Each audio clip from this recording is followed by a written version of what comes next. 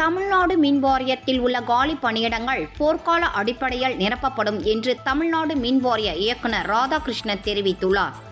வேலூரில் புதிதாக 150 கோடி ரூபாயில் கட்டி முடிக்கப்பட்டுள்ள அரசு பல்நோக்கு மருத்துவமனைக்கு மின் இணைப்புகள் வழங்குவது உள்ளிட்ட பணிகளை தமிழ்நாடு மின் வாரிய இயக்குநர் ராதாகிருஷ்ணன் இன்று ஆய்வு மேற்கொண்டார்.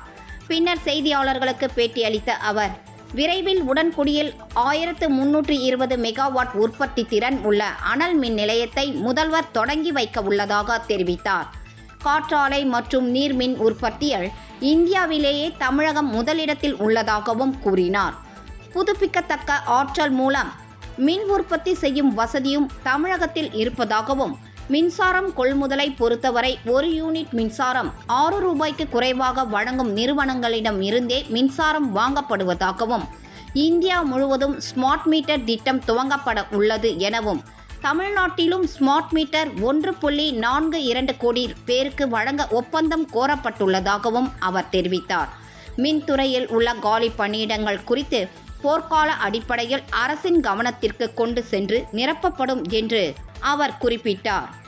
இந்த ஆய்வின் போது மாவட்ட ஆட்சியர் சுப்புலட்சுமி உள்ளிட்ட அதிகாரிகள் உடனிருந்தனர்.